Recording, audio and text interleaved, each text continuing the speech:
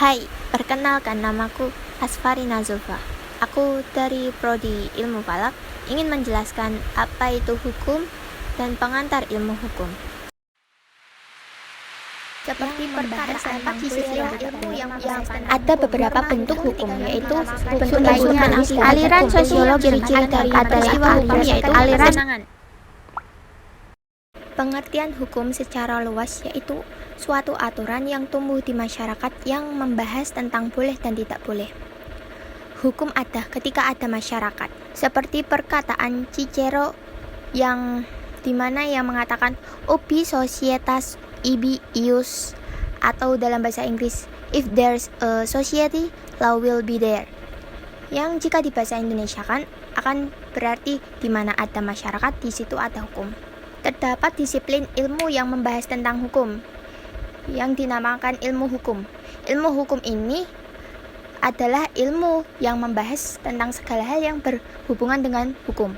Ada beberapa bentuk hukum, yaitu bentuk yang tertulis dan tidak tertulis.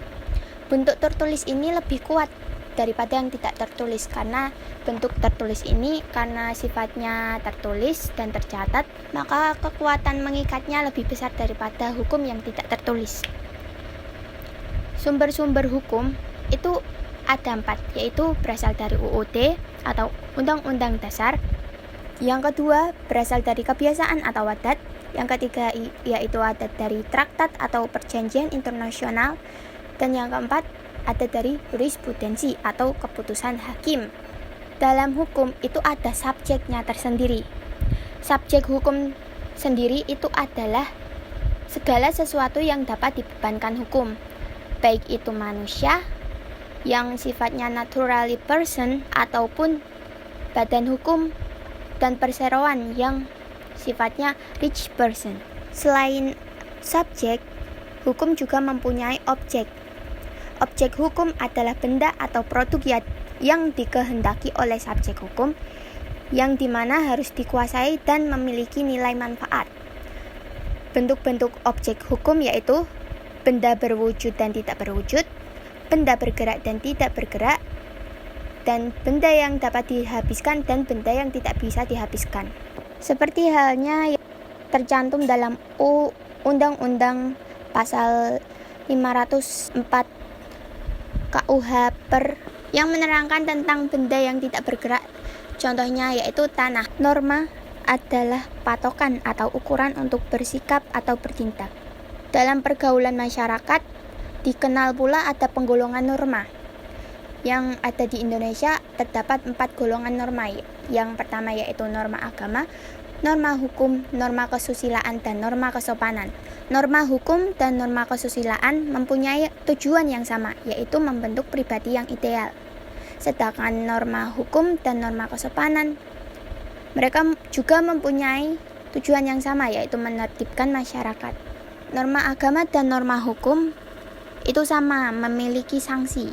Namun yang membedakan antara keduanya yaitu norma hukum sanksinya tidak terlihat dan akan dibalas di akhirat nanti, sedangkan norma hukumnya itu sanksinya itu nyata dan dilaksanakan pada waktu sekarang, sehingga banyak tokoh-tokoh empirisme yang memandang bahwa norma agama itu tidak penting karena dia tidak bersifat nyata.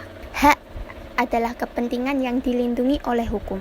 Hak ada beberapa macam. Berdasarkan asal-usulnya, hak dibagi menjadi 2, yaitu hak alamiah dan hak legal. Hak legal ini adalah hak yang telah diatur oleh undang-undang. Macam-macam hak berdasarkan ruang lingkup dibagi menjadi 2, yaitu hak absolut dan hak fundamental. Hak fundamental ini sendiri mencakup beberapa hal, yaitu hak tentang mendapatkan pekerjaan layak, hak untuk tidak disiksa, hak menghirup udara bebas, hak menikmati air bersih, dan lain sebagainya.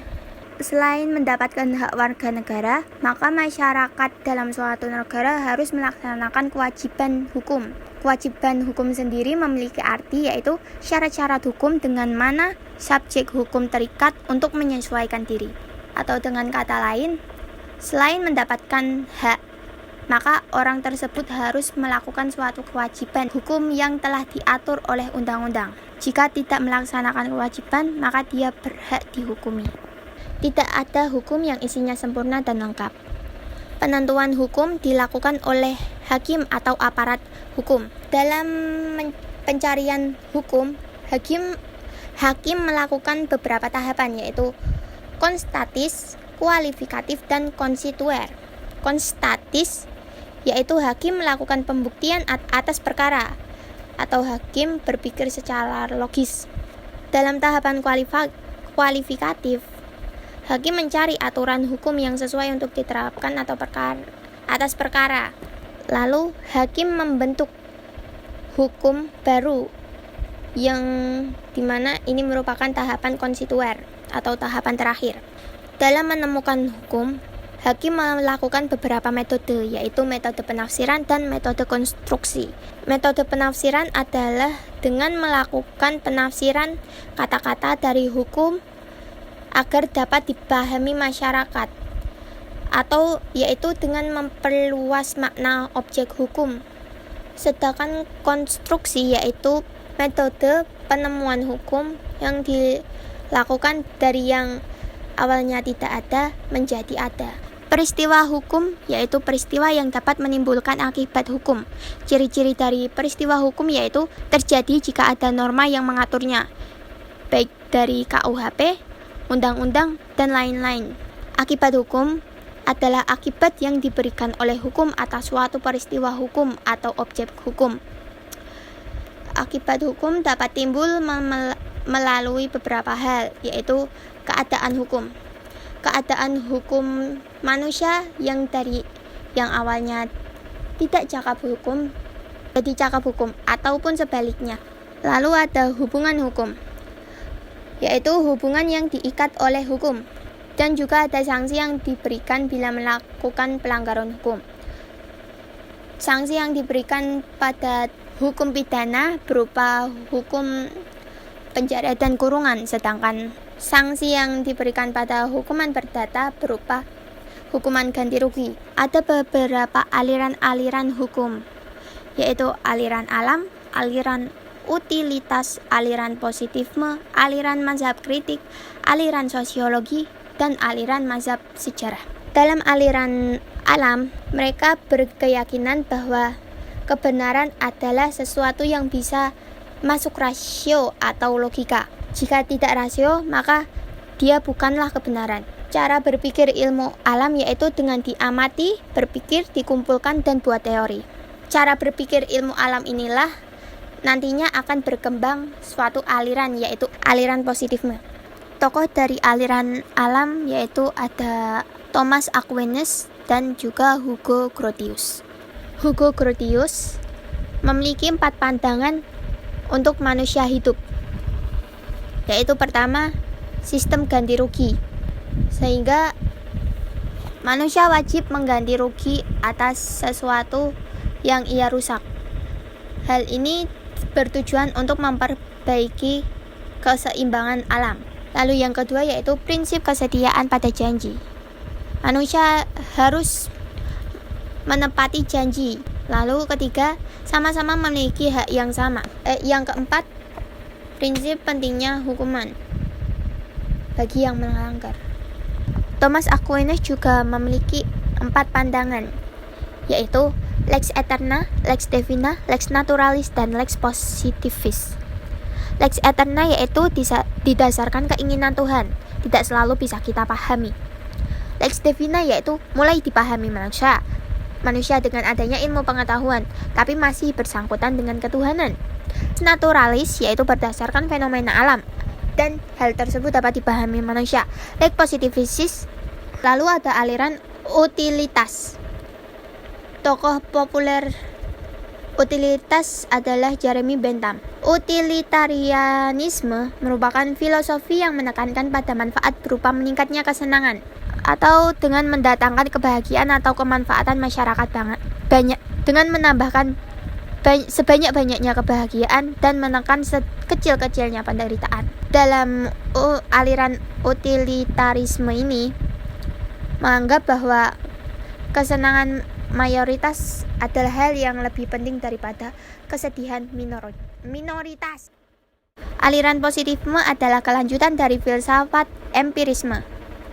Tokoh yang paling terkenal yaitu Auguste Comte, yang biasa dikenal sebagai bapak sosiologi. Dalam positifisme hukum ada dua, yaitu analitika jurisprudens dan the pure of law.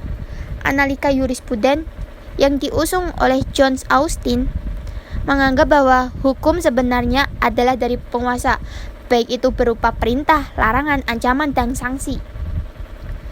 The pure of law yang dipelopori oleh Hans Kelsen menerangkan bahwa hukum itu dipisah atau sekuler dari unsur-unsur di luar hukum, seperti budaya, moral, etika, dan agama. Maksudnya di sini adalah hukum itu murni, tidak ada keterkaitan unsur-unsur di luar hukum seperti budaya, moral, etika, dan agama.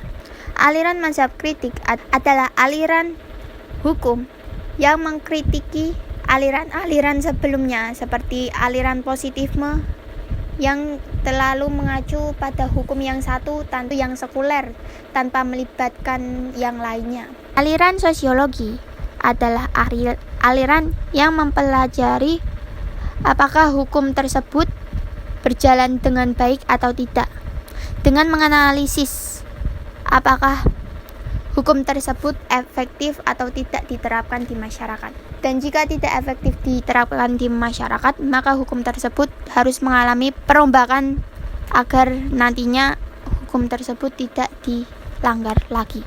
Ada beberapa tokoh dari aliran sosiologi, namun yang paling terkenal yaitu Karl Marx dengan teorinya yang menceritakan tentang pertentangan kelas borjuis dengan kelas buruh.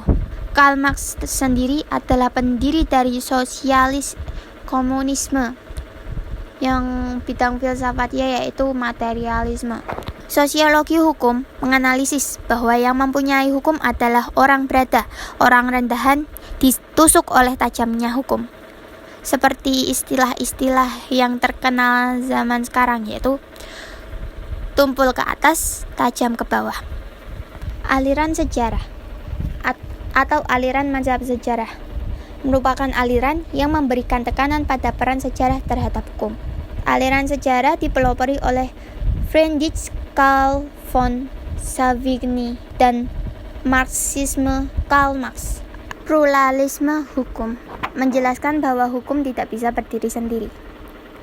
Sedangkan unifikasi hukum yaitu penghapusan penggolongan hukum dan menjadikan hukum hanyalah satu. Jika kita membahas tentang sejarah, dulu Indonesia merupakan negara yang pluralisme. Lalu datanglah Belanda dengan membawa hukum modern yang bersifat positifistik. Dan dari hukum-hukum positifistik ini, Belanda melakukan unifikasi hukum yang menjadikan hukum yang pluralisme yang telah tercipta di Nusantara dijadikanlah hukum yang hanya satu. Dan karena ini bangsa Indonesia menolak. Dengan adanya ini lalu bangsa Indonesia sadar bahwa hukum itu tidak bisa berdiri sendiri. Hukum itu harus banyak macamnya. Budaya hukum yaitu bagaimana orang merespon hukum. Budaya hukum sangat memengaruhi efektivitas hukum. Karena corak hukum adalah corak dari budaya masyarakat. Contoh saja macet lalu lintas. Apa yang menjadikan macet lalu lintas yang sampai saat ini masalahnya belum teratasi? Kita ulik lagi dari Undang-Undang Dasar yang menetapkan pajak kendaraan yang terlalu rendah. Budaya masyarakat itu sukanya yang murah dan praktis. Jadi dengan adanya pajak yang terlalu murah, masyarakat lebih memilih untuk membeli motor daripada menaiki kendaraan umum. Sehingga karena itulah banyak sekali kendaraan yang melalu lintang di jalan raya sampai tidak terkendali jumlahnya. Dan hal itulah yang menjadikan macet di jalan raya. Ditambah lagi dengan kurangnya kesadaran hukum masyarakat Indonesia untuk mematuhi lalu lintas, menjadikan jalan raya yang penuh dengan kendaraan bermotor menjadikannya lebih macet dan lebih padat dan lebih tidak beratur, lebih ruwet, lebih dan lebih. Karena itu, pemerintah wajib merombak hukum apa yang patut untuk diterapkan untuk mengatasi masalah ini.